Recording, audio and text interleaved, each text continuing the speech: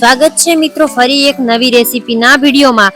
તો આજે આપણે ડુંગળી અને પાપડનું મિક્સ શાક બનાવવાના છીએ।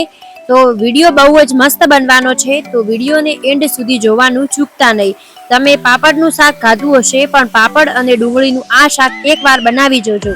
તો એના માટે પહેલા આપણે 3 થી 4 લીલા મરચાં અને એક ડુંગળી કાપી લીધી છે, સારી રીતે સુધારી દીધી છે।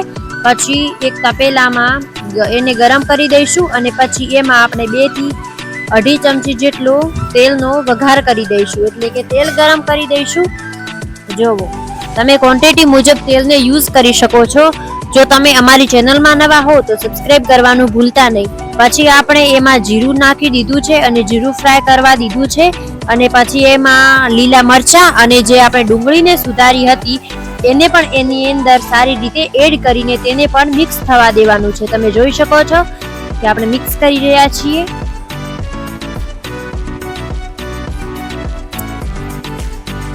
અને કોણ કોણ આવું મિક્સ ખાય છે એ કોમેન્ટમાં કહેવાનું ભૂલતા નહીં। પછી આપણે અહીંયા 2 ચમચી જેટલા લાલ મરચાંને એડ કરી દીધા છે અને 1 ચમચી જેટલી હળદર પણ એડ કરી દીધી છે, એટલે અડધી 2 ચમચી એટલે 1 ચમચી જેટલી હળદરને પણ એડ કરી દીધી છે। એટલે આને હવે સારી રીતે આપણે મિક્સ કરી દઈશું।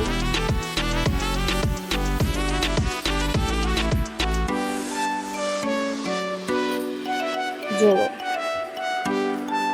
સારી રીતે હલાવીશું અને તમે જોઈ શકો છો કે આનો રંગ કેટલો મસ્ત આવ્યો છે। જો તમને નજીકથી પણ બતાવું છું કે આપણું શાક કેવું મસ્ત બન્યું છે। તો હવે એમાં આપણે 1 ગ્લાસ જેટલું પાણી એડ કરી દઈશું અને પછી એને તો ઢાંકીને મૂકી દઈશું, અને આપણી જે ફ્લેમ છે એ તો હાઈ જ રાખવાની છે। તો હવે આને સારી રીતે આપણે 5 થી 6 મિનિટ સુધી ડુંગળી અને લીલા મરચાંને બંનેને પાકવા દઈશું અને અહીંયા ઢાંકીને મૂકી દઈશું। અને બીજી બાજુ આપણે 2.5 થી 3 જેટલા પાપડો લઈ લીધા છે। આ મસાલા પાપડ છે, એટલે આને સારી રીતે આપણે ભાગી દઈશું। જો આપણે સાવ નાના નાના કટકા કર્યા છે, એને તમે થોડા મોટા કટકા રાખવા હોય તો પણ રાખી શકો છો, એ તમારી પસંદ મુજબ જાય છે। પણ અહીંયા આપણે તો હાથથી ચોળીને સારી રીતે નાના નાના કટકામાં વહેંચી દીધું છે। જુઓ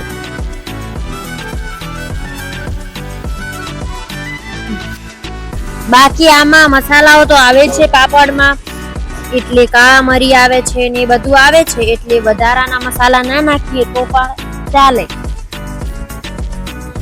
તો આપણે પાપડનો તો ભૂકો કરી દીધો છે, તમે જોઈ શકો છો એકદમ ભૂકો નથી કર્યો, સામાન્ય કટકાઓ રાખ્યા છે।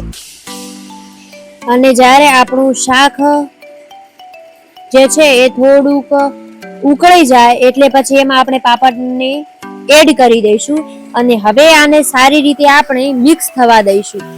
તો મિક્સ કરી દીધું છે અને તમે ધીરે ધીરે જોશો કે પાપડ થોડાક ફૂલવા માંડશે અને આપણું શાક ધીરે ધીરે બનવા માંડશે।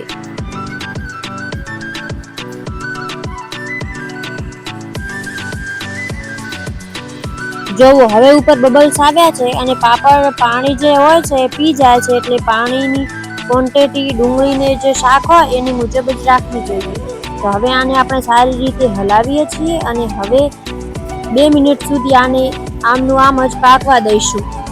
જોવો બાકી રંગ કેવો આવ્યો છે। જો તમને આજની રેસીપી પસંદ આવી હોય તો કોમેન્ટની અંદર યસ લખવાનું ભૂલતા નહીં। જોવો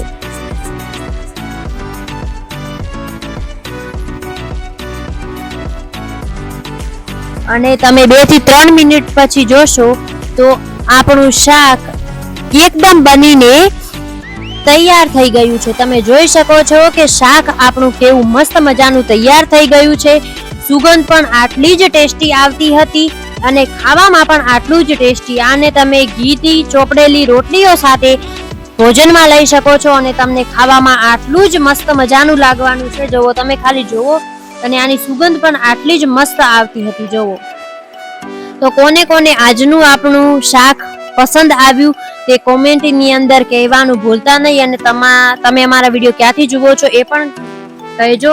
મળીએ નવા વિડીયો સાથે। જય શ્રી કૃષ્ણ।